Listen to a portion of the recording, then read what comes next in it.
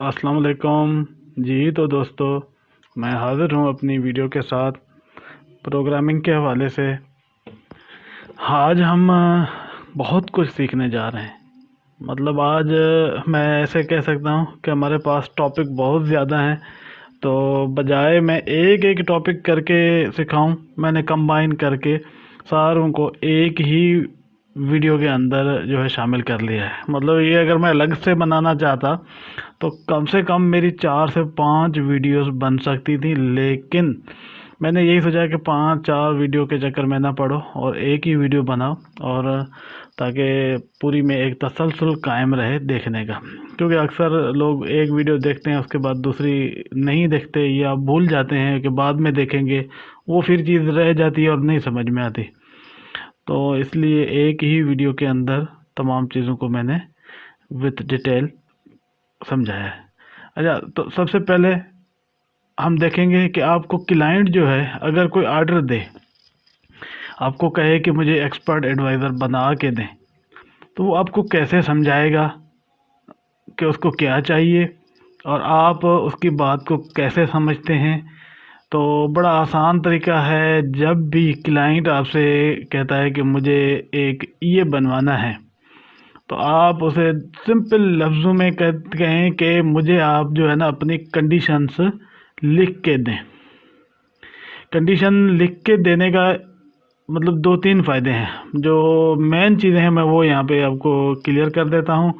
एक तो लिखा हुआ जो है ना, बाद में अगर वो आपको कहता है कि नहीं ये ऐसे नहीं वैसे था, तो आप उसे कह सकते हैं कि देखो तुमने जो मुझे लिख के दिया है मैंने वही बनाया है। सेकंड ये होता है कि लिखी हुई चीज़ आपको बड़ा जल्दी समझ में आती है। अगला समझाएगा तो हो सकता है अगले के समझाने में वो बात ना हो। तो जैसे अभी एक क्लाइंट ने मुझे ये ऑर्डर दिया कि जी client order for an expert adviser, ये वाला देखें। अच्छा, नीचे डिटेल उसने मुझे जो लिखा वो इस तरीके से, ये follow the indicator RSI and MACD, all inputs are open. अच्छा, यहाँ पे देखें एक जुमले में कितनी वसअत है।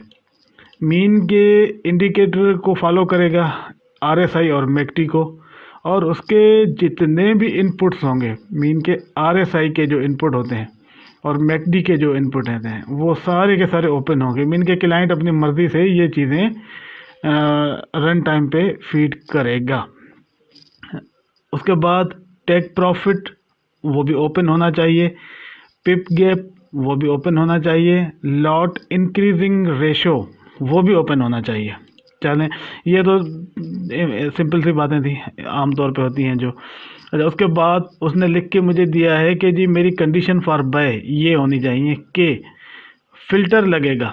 फ़िल्टर क्या है कि जब तक RSI की वैल्यू लेस देन 30 और मैकडी ग्रेटर देन 0, ये मैकडी की वैल्यू जब 0 से ज़्यादा हो और ये वाली कंडीशन जो है 30 से कम हो, तो फिर उस सूरत में बाय लगनी चाहिए। मीन कि मार्केट जब बिल्कुल डाउन फॉर्मेट में चली जाए तब जो है मेरा बाय खुलना चाहिए। ठीक है जी, ये पहली कंडीशन तय हो गई। सेकंड कंडीशन उसने क्या रखी है कि जी मेरी सेकंड कंडीशन ये है सेल के लिए, ये वाला देखें सेल के लिए, कि जी फ़िल्टर RSI जो है वो 70 से ग्रेटर देन हो और मैकडी 0 से कम हो।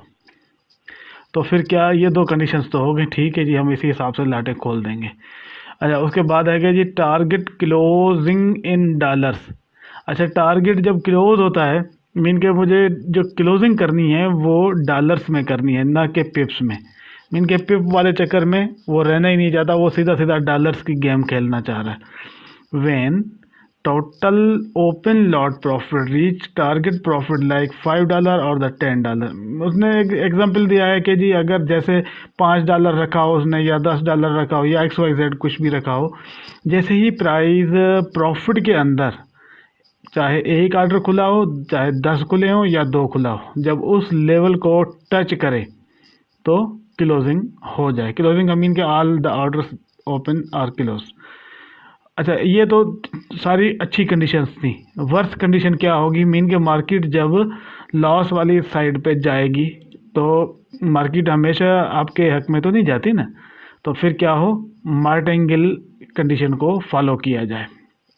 If lot goes in loss and market price touch our martingale price, open a second lot with given multiplier ratio and pip gap। चल, ये भी एक बड़ी सिंपल सी बात है। मार्टिंगेल जिन लोगों को पता है वो समझते हैं बड़े अच्छे तरीके से।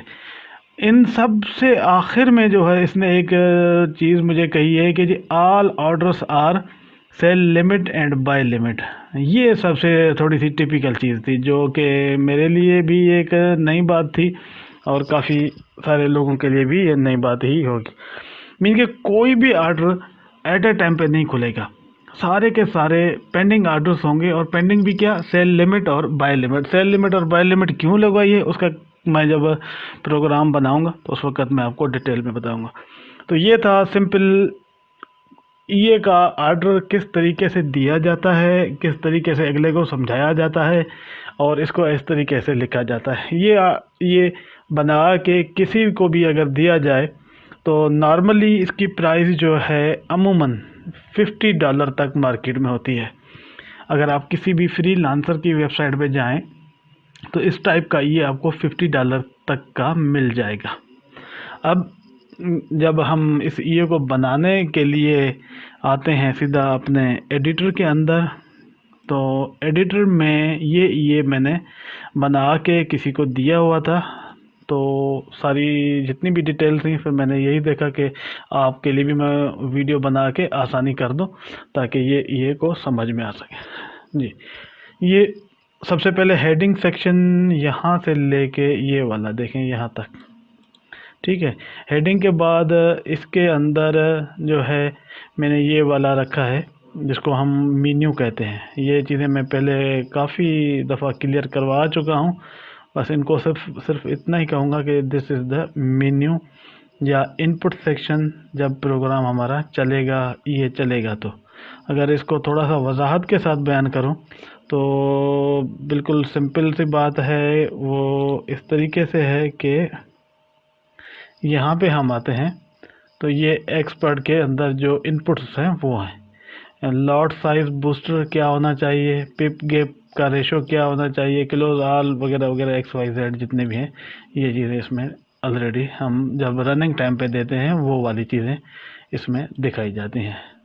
तो अगेन हम आएंगे ये वाला, ये इधर सारी चीज़ें यहाँ पे डिस्कस हैं ऑलरेडी। उसके बाद एक कंडीशन थी कि आपने देखा कि RSI इंडिकेटर की वैल्यूज़ भी ओपन चाहिए। ये वाली देखें, RSI low start by when RSI value जब इस कंडीशन से नीचे चले, RSI हायर मीन इससे ऊपर जाए तो इस तरीके से। अब वहाँ पे आपने देखा था कि एक वैल्यू प्री डिफाइंड थी, मैं उनको डिफ़ॉल्ट रखना चाहता हूँ। डिफ़ॉल्ट वैल्यू उसे कहते हैं जो आप यहाँ पे कोई भी वैल्यू सेट करते हैं। RSI लो इस 30 था और ये 70 था और ये 14 है, 8, 26, 9, ठीक है, बाकी को उसी हालत में रहने देते हैं। उसके बाद नीचे आएंगे, ये है वेरिएबल डिक्लेरेशन। वेरिएबल डिक्लेरेशन के अंदर सबसे पहले मैंने एक इसमें लॉक लगाई है ये वाली कि इंटीजर रियल अकाउंट कि जब अकाउंट रियल पे चले तो अगर अकाउंट का नंबर ये हो तो ठीक है फिर इसको रन करो, अदरवाइज़ प्रोग्राम चलना ही नहीं चाहिए। रिटर्न हो जाओ, वापस हो जाओ, क्योंकि इसके पास चलाने का अख्तियार नहीं है। इसने कहीं से मतलब 2 नंबरी की है, किसी से पकड़ के चला रहा है, ये उसका ओनर ही कोई नहीं है। या हम लोग किसी को जब बना के देते हैं तो ये होता है कि चलो अगला बंदा फिर आगे जो है ना 10 बंदों को कॉपी करके दे देता है, अगले के लिए तो सिर्फ एक कॉपी करना होता है। लेकिन जो पहला बंदा बनाता है मेहनत करके, ये तो चले सिंपल सा ही है। लेकिन अगर कोई बड़ा मेहनत और हैवी किस्म का ये हो जिसमें बहुत ज़्यादा मेहनत की गई हो तो वो जब इस तरीके से कॉपी करके अगले को मिले और मज़ा नहीं आता, फिर मेहनत ज़ाया हो जाती है। तो इसलिए फिर जो है ना प्रोग्राम बनाने वाला तो ज़ाहिर बात है उससे ज़्यादा एक्सपर्ट होता है। वो बहुत सारी कीज़, बहुत सारे सिस्टम हैं जो सिक्योरिटी के वो लगा के देता है ताकि अगला भले चाहे 1 या 10 बंदों को दे दे लेकिन किसी के पास वो चलेगा नहीं जब तक अथॉरिटी उसको ओके ना करे। चलें जी, उसके बाद ये कुछ चीज़ें और हैं जो कि मैंने वेरिएबल डिक्लेरेशन पार्ट मैंने आपको बताया है कि हमेशा वेरिएबल का नाम इस तरीके का रखा करें कि वो आपको पढ़ने में आसानी हो, समझने में आसानी हो। ठीक है जी, आगे आते हैं इनिशियलाइजेशन और अपना डी इनिशियलाइजेशन। ये बिल्कुल इसमें कुछ भी नहीं रखा गया क्योंकि इसमें कोई ज़्यादा हम यूज़ नहीं कर रहे। इनिशियलाइजेशन पोर्शन पहले मैं बता चुका हूँ, ये हमारा जो है पिप कैलकुलेशन को सेट करने के लिए होता है। अच्छा, एक और चीज़ इसके अंदर मैंने एक ये रखा है कि जो भी मुख्तलिफ़ किस्म के पेयर्स हैं, इनिशियलाइजेशन के वक़्त ही उस पेयर को मैजिक नंबर असाइन कर लिया जाए। मीन कि आप एक से ज़्यादा चार्ट खोलना चाह रहे हैं और चाह रहे हैं कि हर चार्ट पे हर जो चीज़ खुले उसका मैजिक नंबर अलग हो, तो उसको ये एक तरीका है, इफ़ के साथ हमने मैजिक नंबर दे दिया है। चलिए, इसको भी इतना ज़्यादा में नहीं जाते हैं। उसके बाद current account is equal to account integer जो है, ये अकाउंट इन्फो इंटीजर, ये अकाउंट का लॉगिन, ये मैंने आपको पहले भी बताया था कि कुछ प्री डिफाइंड फंक्शन ऐसे होते हैं जिनको हम यूज़ करके उसकी वैल्यूज निकाल सकते हैं। तो ये अकाउंट लॉगिन का नंबर हमें जो है रिटर्न करेगा, और वो रिटर्न किस में जाएगा, करंट अकाउंट के इस वेरिएबल के अंदर। चलें जी, आगे आते हैं स्टार्ट के ऊपर। स्टार्ट में मैंने सबसे पहले ये चेक किया है कि क्या ये अकाउंट जो है डेमो है। हाँ जी, डेमो है तो ठीक है, रन कर लो। अगर डेमो नहीं, एल्स इफ़ करंट अकाउंट जो है वो रियल अकाउंट के बराबर नहीं है, हर बात है, जब अगर रियल अकाउंट के बराबर होगा तो इसको वो बोलेगा कि ठीक है चलो, मतलब प्रोग्राम को रन को। अगर ये वो रियल अकाउंट नहीं है, कोई अलग वैल्यू है, तो इसको नीचे वाला ये वाला पोर्शन एक्टिव करो, ये रिटर्न 0 मीन के वापस जाओ। इसको मैं कभी एक दिन दोबारा डिस्कशन में करूँगा। उसके बाद मैंने एक यहाँ पे कस्टम फंक्शन जो है ऑन एवरी टिक, इसको मैंने उठाया कि हर टिक पे इसको जब चलाओ तो नीचे जाके उठाओ, ये वाला है ऑन एवरी टिक। अच्छा, ऑन एवरी टिक ये वाला जो फंक्शन है, ये जैसे ही रन होता है, पहले तो ये इसको परमिशन मिलेगी तब ये रन होगा, ठीक है ना। उसके बाद इसमें एक कंडीशन मैंने रखी है कि इफ़ काउंट ऑर्डर टोटल। अच्छा, मैं एक और चीज़ आज जो है ना आपको बहुत ही अहम चीज़ है वो बता रहा हूँ कि कोई भी प्रोग्रामर जो है ना उसके पास कोई 10-15 किस्म के ऐसे फंक्शन होते हैं जो कि पहले से बने बनाए पड़े होते हैं, जिनको हम बार बार इस्तेमाल करते हैं। जैसे ये एक फंक्शन है count order total, total order count करो, मीन जितने ऑर्डर खुले हुए उनको काउंट कर लो। चेक बाय लिमिट को चेक करो, चेक सेल लिमिट को चेक करो, टोटल पेयर प्रॉफिट, जितने ऑर्डर खुले हुए हैं उन सब का जो प्रॉफिट ले आओ। इसी तरीके से यहाँ पे देखें, first sell buy limit, mean के पहली बाय सेल लिमिट जाके खोलो, next buy limit, next sell limit, close all trades. ये ऐसे फंक्शन होते हैं जिनको हम बार बार इस्तेमाल करते हैं, तो इनको जब पहले से बना के रेडी करके रखना पड़ता है ताकि जब भी ज़रूरत पड़े सिर्फ इनको उठा के यूज़ कर लिया जाए, ताकि आपके लिए रोबोट्स बनाना बहुत ही आसान हो। अच्छा, एक और कंडीशन आज हम देखेंगे कि सेल कंडीशन को ट्रू और फॉल्स चेकिंग कैसे की जाती है। आपके पास एक ये बनाने को मिला है जिसके अंदर पहली टर्म्स जो हैं वो यही है कि condition for buy, filter RSI और मैकडी, ये दो मतलब कंडीशंस हैं, इनको उठाना है। ये दो इंडिकेटर हैं इनके साथ। जी आइए हम देखते हैं कि हमने भी वाकई इन दो को ही उठाया है। पहले तो हम, अगर हमारे पास कंडीशंस दो ही होंगी, या सेल की कंडीशन है वो ट्रू हो सकती है या फॉल्स हो सकती है। अब अगर हमारे पास ये कंडीशन, जब दो कंडीशनें हैं तो हम इसको बूलियन के साथ एक्सप्रेशन, बूलियन आउटपुट होगा हमारा इसका। हमने बूलियन को एक वेरिएबल उठाया है पुट ऑर्डर, जिसको हमने ऑलरेडी फॉल्स जो है डिक्लेयर किया हुआ है, ताकि जब हमें नीचे जाएंगे और कंडीशन हमारी ट्रू होगी तो फिर हम इसको ट्रू करेंगे, अदरवाइज इसको फॉल्स ही रहने देंगे। मैंने दो इंडिकेटर उठाए थे, उन दो इंडिकेटर के लिए मैंने ये एक वेरिएबल रखा हुआ है RSI वैल्यू और मैकडी वैल्यू। अच्छा देखें, मैंने नाम जो है ना वेरिएबल्स के इसलिए बहुत आसान कर दिए हैं ताकि आप लोगों को समझ आ सके।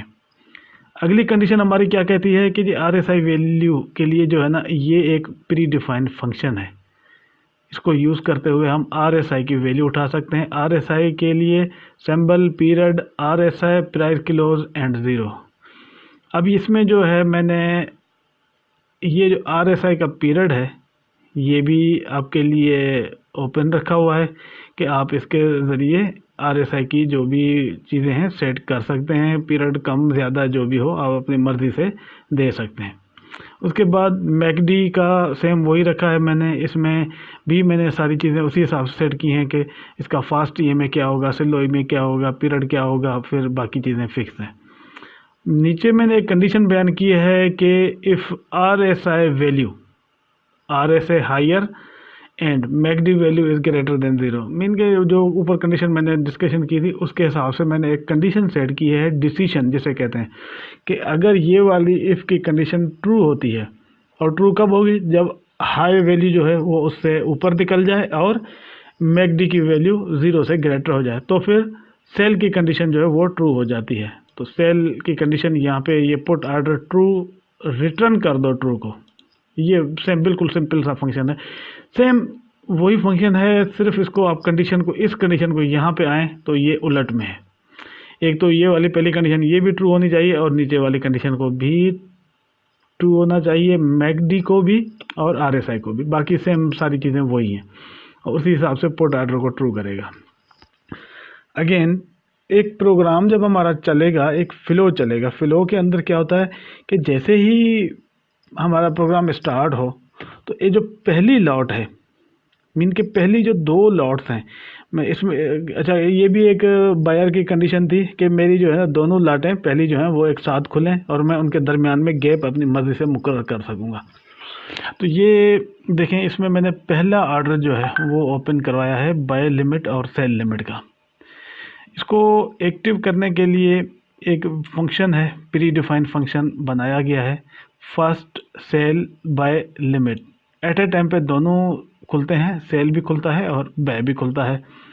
नीचे आएंगे तो पहली कंडीशन है, जाहिर बात है जब फर्स्ट लॉट खुलेगी तो वो उस कंडीशन में ही खुलनी चाहिए जब आपके चार्ट में पहले कोई भी ऑर्डर मौजूद ना हो। तो ये कंडीशन उसको कंफर्म करेगी कि if count order total is equal to 0। ये एक फंक्शन है, प्री डिफाइंड फंक्शन, जिसको मैंने कॉल किया है, मैंने पहले ये यूज़र डिफाइंड फंक्शन है जो मैंने खुद बनाया है नीचे। तो उसको मैंने कॉल किया कि चेक करो कि आया कोई भी ऑर्डर तो मौजूद नहीं है। तो इसने बताया कि ऑर्डर मौजूद नहीं है, तो मैंने एक वैल्यू उठाई आस्क की और एक वैल्यू उठाई बिड की। मीन के उस टाइम पे जो आस्क और बिड की वैल्यू होंगी उनको मैंने कैच करके इनके अंदर वेरिएबल में ट्रांसफ़र किया। उसके बाद एक और मैंने ऑप्शन रखा है गैप फॉर फर्स्ट लॉट। पहली लॉट के लिए गैप क्या होना चाहिए, बिड फॉर द ग्रुप।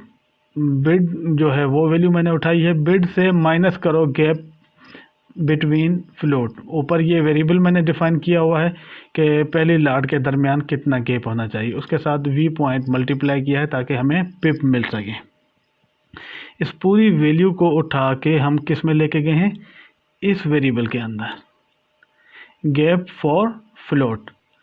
उसके बाद नीचे लॉट फॉर फ्लोट, मीन के लॉट फॉर फर्स्ट लॉट के लिए, पहली लॉट के लिए जो लॉट का साइज होना चाहिए वो क्या है, this is the booster value divide by 100। के ऊपर आपने जो भी बूस्टर वैल्यू दी होगी उसको 100 से डिवाइड करके हम इसको लॉट फॉर जो भी वैल्यू होगी हम निकाल लेंगे। आगे यहाँ पे मैंने इसको यूज़ किया है integer XYZ order send symbol OP buy limit. अच्छा, बाय लिमिट और सेल लिमिट का कॉन्सेप्ट ज़रा मैं आपको बता देता हूँ थोड़ा सा। चले मार्केट को हम एक दफ़ा चेक भी कर लेते हैं कि बाय लिमिट और सेल लिमिट क्या होते हैं। आपको पता है कि जब मार्केट की प्राइस, सपोज करें कि ये प्राइस इधर है, बाय स्टॉप तो ये होता है कि जैसे जैसे मार्केट ऊपर जाती है आप ऊपर कहीं भी करंट प्राइस से ऊपर किसी भी जगह पे बाय स्टॉप रख सकते हो। जब ये एक्टिव होता है तो वो बाय एक्टिव होता है, मीन के मार्केट अब ऊपर जाएगी तो वो आपको प्रॉफिट दे के क्लोज कर देगी। मीन के ऊपर जाते हुए रास्ते में पहले से आप जो है एक ऑर्डर रखो जो उसी फ्लो के अंदर कंटिन्यू मार्केट रहे तो आपको प्रॉफिट मिल जाए। और यहाँ पे अगर आप जब सेल लिमिट रखोगे तो सेल लिमिट आपकी ऊपर वाली साइड पे आएगी। सेल लिमिट क्या कहती है कि मार्केट ऊपर जाते जाते अगर उस वैल्यू को टच करे तो सेल की लॉट खुल जाए। और मार्केट जितनी ऊपर को निकलेगी आपको लॉस बढ़ता जाएगा, उसको टच करके अगर नीचे की तरफ मुड़े तो आपका जो है प्रॉफिट हिट हो जाए। मीन कि आपने नॉर्मली जो देखा होगा कि हम अक्सर मार्टिंगल यूज़ करते हैं, आर्डर यूज़ करते हैं, वो हमेशा हमारे ऊपर की साइड खुलते जाते हैं। लेकिन इस बंदे की डिमांड ये थी कि यही टेक्निक वापस में रिवर्स में उलट में चले, क्योंकि मार्केट जितना ऊपर जाएगी उतना पीछे वापस आने का चांस ज़्यादा रहता है बजाय कि अगली साइड पे निकलने का। तो इसने उस टेक्निक को यूज़ करवाया। बहरहाल रिज़ल्ट हम आगे देखेंगे क्या होता है। ये मैंने एक सेल लिमिट और बाय लिमिट का थोड़ा सा डिटेल जो है वो दे दिया है। इस तरीके से एक बाय लिमिट खुलता है और एक सेल लिमिट खुलता है, ये नीचे देख लें, ये वाला। बाकी सेम, बाकी चीज़ें सारी वही हैं। इसका मैं पूरा जो है ना प्रोग्राम का कोड नीचे डिस्क्रिप्शन में भी दे दूंगा, आप इसको वहाँ से डाउनलोड करके अपने पास रन करके चेक भी कर सकते हैं और इसको ज़रा समझने में आसानी भी रहेगी आपको। आगे आएंगे तो ज़ाहिर बात है आपको बार बार इस प्रोग्राम को चलाने के लिए छोटी छोटी चीज़ें चेक करनी पड़ती हैं। वो क्या होती हैं? ज़ाहिर बात है जब आपके पास चेक करो बाय लिमिट है कि नहीं है, ज़ाहिर बात है जब बाय लिमिट होगी तो दूसरी बाय लिमिट की तो ज़रूरत ही नहीं है, क्योंकि जब तक वो एक्टिव नहीं होती तो ये वाला सिंपल बूलियन है उसको चेक करेगा कि बाय लिमिट है कि नहीं है। उसके बाद सेल लिमिट को चेक करो। ये छोटे छोटे फंक्शन मैंने आपको कहा था कि बार बार आपको जो है इनकी ज़रूरत पड़ती है, तो इनको हमने देखा है। वाइड नेक्स्ट सेल लिमिट ये है कि जब पहली जो 2 आर्डर हमने यहाँ पे ये ऊपर एक्टिव किए हैं, इनमें से अगर कोई एक आर्डर भी एक्टिव हो जाता है तो हमें ज़रूरत पड़ती है उस मतलूबा गैप के साथ फिर अगली बाय लिमिट या सेल लिमिट की। तो ये वाला जो आर्डर है हमारा तय करता है कि अब मज़ीद सेल लिमिट या buy limit with multiplier ratio pip gap के साथ कहाँ पे लगनी है, तो ये उसको एक्टिव कर देता है। सेम वही चीज़ रिवर्स में इधर भी है। एक सिंपल फंक्शन है चार्ट का मैंने बनाया है कि चार्ट कमेंट आपको स्क्रीन पे कुछ चीज़ें लिखी हुई नज़र आए।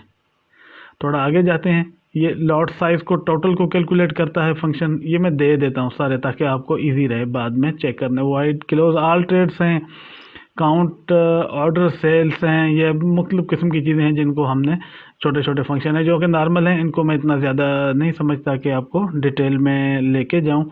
अब आते हैं हम इस छोटे से प्रोग्राम को रन करके देखते हैं। फर्स्ट ऑफ ऑल कंपाइल करें। कंपाइल में कोई एरर नहीं है, मीन के दैट्स ओके। अब हम आते हैं कि इसको हम चला के देखते हैं कि क्या यही रिज़ल्ट आता है। तो चलाने के लिए मैंने आपको पहले बताया था कि यहाँ पे आएँ, जो आपका ये वाला ये का नाम है उसके ऊपर क्लिक कर दें। ये हमारा डबल क्लिक किया, नाम पे आ गया। ये अगेन जो है यहाँ से आए, ये विजुअल मोड भी खोल दें ताकि आपको ये चलते हुए नज़र आ सके। हम सिंपली मार्च के महीने को टेस्ट कर रहे हैं, मार्च 2018, या अगर चाहें तो बाद वाले भी किसी मंथ को चेक कर लें। हम बार में 1-2 चीज़ें और भी चेक करेंगे, उनमें देखते हैं। ये स्ट्रेटजी टेस्टर का यूज़ करना मैं पहले पूरा डिटेल में दे चुका हूँ। यहाँ पे H1 करंट टाइम ये सारी चीज़ें वही हैं। एक्सपर्ट प्रॉपर्टीज़ जी, यहाँ पे आएँ, क्लिक करें, वही मेन्यू है जो मैंने आपको पहले बताई हुई है, जो हमने वहाँ पे सेट की होती हैं वही चीज़ें आपको इधर नज़र आती हैं। लॉट साइज़ का बूस्टर है, पिप कैप का जो है बिटवीन ऑर्डर है, ये इस तरीके से सारा डिटेल आपके सामने है। इसको यहाँ से सेट कर लें। अगेन जो है हम आएंगे, ओके करते हैं और इसको रन करते हैं ताकि हमें पता चले कि इस पूरे प्रोग्राम का जो आउटपुट हमें मिलता है वो क्या होता है। जी, यहाँ पे ये एक नज़र दोबारा देख लें कि ये सारी चीज़ें आपके सामने हैं, ठीक है। यहाँ से हम जो है अगेन एक नज़र यहाँ पे देख लें कि ये नए ऑर्डर हैं जो लगते हैं, यहाँ से ये कंडीशंस हैं। ओके, मैंने इसको रन करना चाहा। जैसे ही मैं इसको स्टार्ट पे क्लिक करता हूँ, मैं अपनी ये पुराने चार्ट सारे क्लोज कर लेता हूँ ताकि इजीली इनको समझा जा सके। मैंने एक लोड कर लिया है टेम्पलेट ताकि ये हमें ज़्यादा क्लियर और इजी नज़र आ सके। जी, तो ये दोस्तों डेटा अपलोड हो रही है सिस्टम के अंदर ताकि हम इसको देख सकें कि ये वाली कंडीशन जो है हमारे लिए किस तरीके से काम करती है। मैंने थोड़ी स्पीड कम रख कर दी है ताकि पहले आर्डर जो खुलेंगे मैं वो आपके सामने दिखा सकूं। जी तो दोस्तों, जब तक डेटा कंप्लीट हो आप सबसे एक रिक्वेस्ट है कि चैनल को सब्सक्राइब कर लें, लाइक भी करें और कमेंट भी करें। आपको जो भी ये बनवाना हो तो इसी तरीके से मैंने जो ऑर्डर का तरीका बताया है इस तरीके से लिख के मुझे सेंड कर सकते हैं, मैं आपको ये बना के दे दूँगा। जी तो दोस्तों, ये आपके सामने ऑर्डर खुल चुका है। ये दो देखें, ये है एक बाय लिमिट खुली है और एक सेल लिमिट खुली है। मैंने आपको बताया था कि ये देखें, जैसे मार्केट की करंट प्राइस से जितने पिप हमने गैप रखा होगा उस गैप के साथ एक सेल और एक बाय खुल चुके हैं।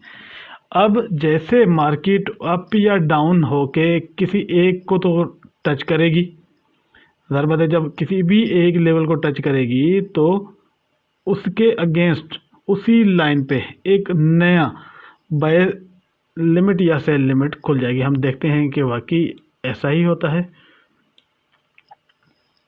जी तो ये देखें, मार्केट ऊपर को जा रही है और हो सकता है कि हमारे सेल लिमिट को टच करे। जी ये सेल लिमिट टच हो गया, ये सेल हमारा खुल चुका है।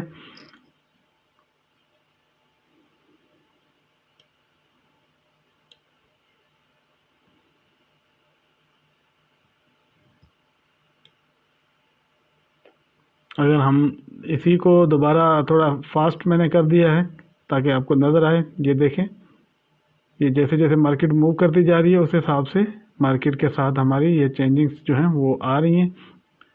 मैं इसको थोड़ा सा पिप गैप बढ़ा दूं ताकि आपको ये थोड़ा आसानी रहे देखने में।